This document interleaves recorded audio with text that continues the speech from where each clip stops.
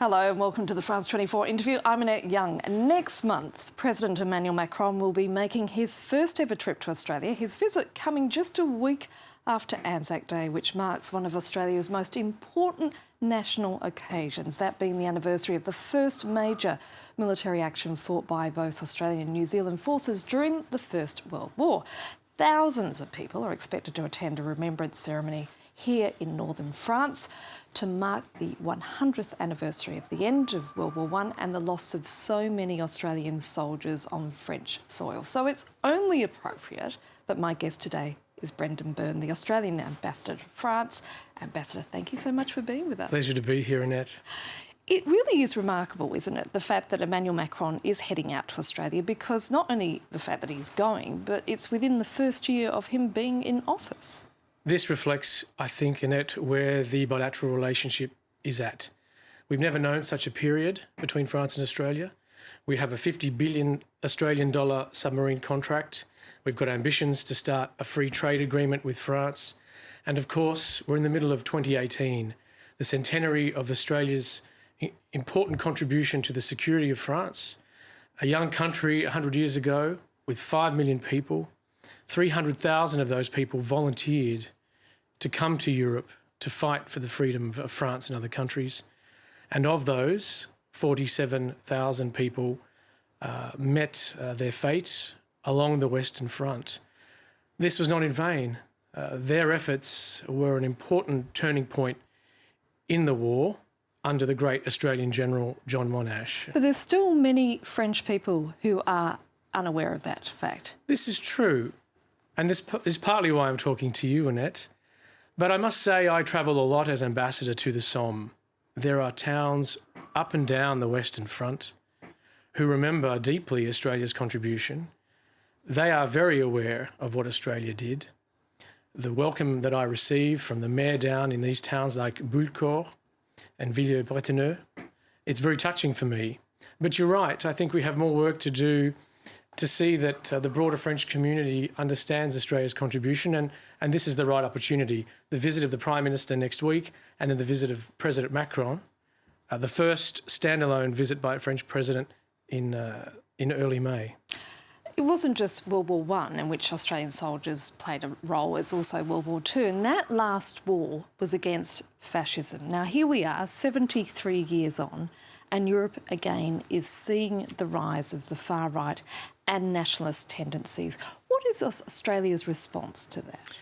The Australian government last year released a white paper on foreign policy where we talk about the importance of the rules-based order. That's to say, the institutions and the rules that all of us have built up together since World War II.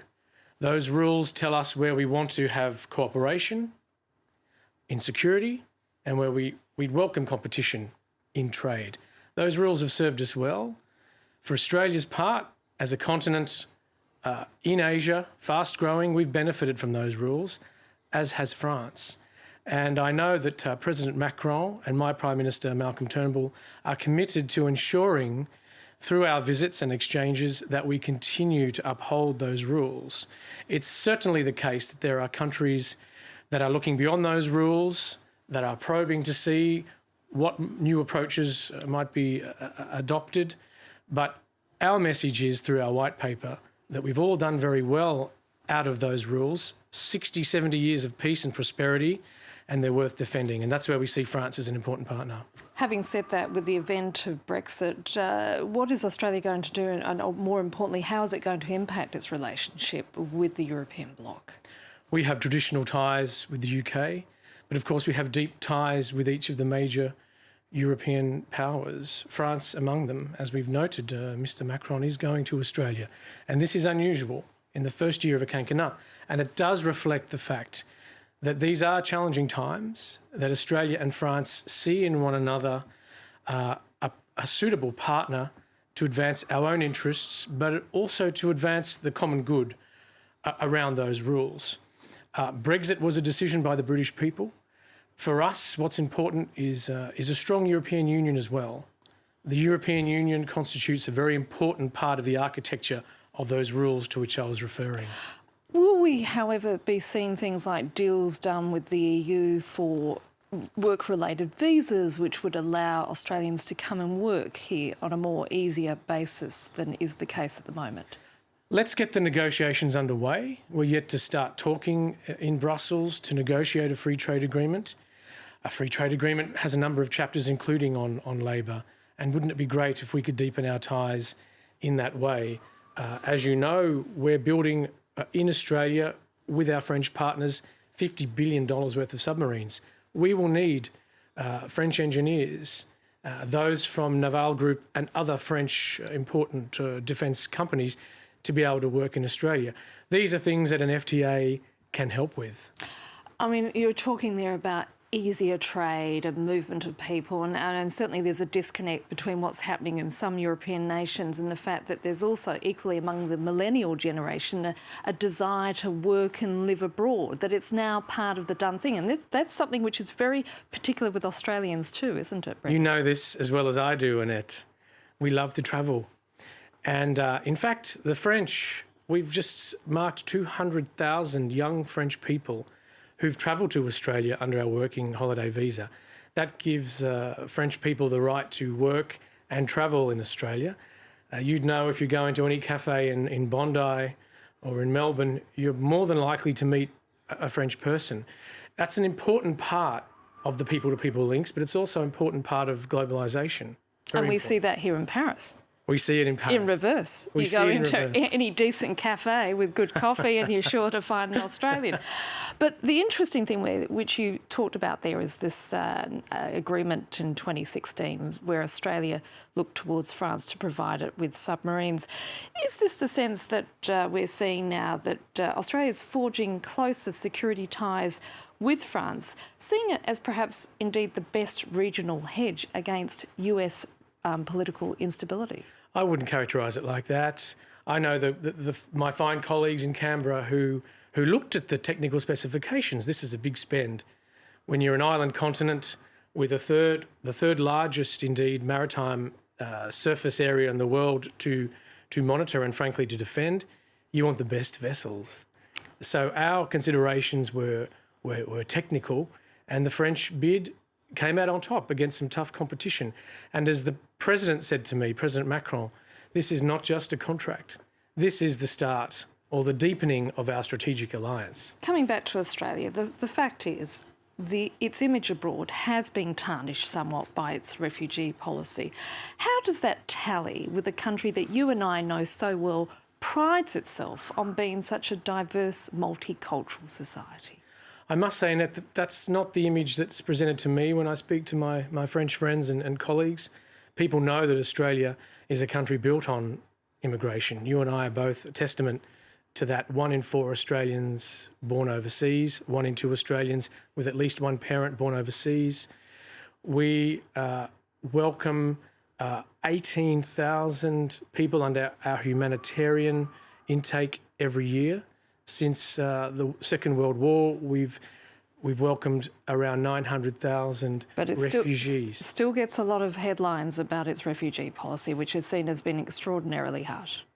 I have to say, 10 years ago, we saw illegal trafficking of people in rickety boats across dangerous oceans, which led to the deaths of many hundreds of people.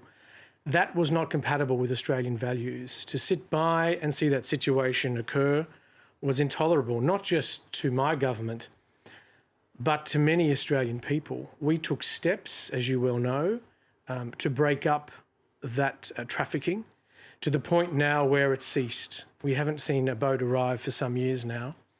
And we've maintained, importantly, the social licence for 200,000 or so new migrants coming to Australia every year. You mentioned earlier some of the right-wing backlash we see around the world. Some of that stems from countries that have not managed to keep that social licence for being open to the world, including through migration. Australia's achieved that, and we continue to have a high level of migration, including of refugees. We welcomed 12,000 Syrian refugees in the past year or so, which was an extraordinarily generous contribution. But you then look at a country like Germany, which has a Conservative government in power and which made an extraordinary decision to welcome 1 million plus people. And there would be many who would say, in Australia itself as well as outside, that the country no longer gives people a fair go. There's many people that say, more people I would say, that Australia is the land of the fair go. That's why we rank at the top of international branding measures. That's why so many people want to come to Australia. So many French people want to come to Australia because they know we are the land of the fair go. You and I are testament to that, talking to each other now here in Paris. Now, coming back to yourself, you made headlines here in France where last year, within hours of the Australian Parliament voting in to legalise same-sex marriage, you popped the question to your partner, Thomas Marty, and then put the video online. That's a highly unusual move for an ambassador. It was unusual, but it was something that I wanted to share with my French friends. It communicated where Australia had reached and the euphoria that was breaking out in the streets of Australia, really showing the fair go we have there, that my Prime Minister took the right judgment to have a process. Around 2/3 of Australians who voted said yes. This was a tremendous sign of the values of Australia. And it's important. I mean, we're a continent that's been built up over slightly more than 200 years, far from traditional Western powers, and yet we've retained those Western values, the values of France, in fact, égalité, fraternité, solidarité, etc. So this was an important message to send to our French friends. And as you know, it was very well received. I think people could see the message I was sending. Did you get any flack back in Australia? I received nothing but positive responses from my ministers, from all my friends and family, and from the broader community, because they knew what I was doing. This was a time of euphoria. What would you have done if the result had gone the other way? Well, it's a democracy. I think we would have been disappointed, but that's how democracy works. And the arc of progress continues on. Perhaps it would have been slightly a slower one, but that wasn't the result. It was a resounding victory by Australian electoral standards, one of the most emphatic victories we've ever seen in an election in Australia. So very good news. Ambassador, we're going to have to leave it there. Thank you so much. Thank you, Annette. And that's it for this edition of the France 24 interview. Do stay with us. There'll be more news and headlines coming up very shortly.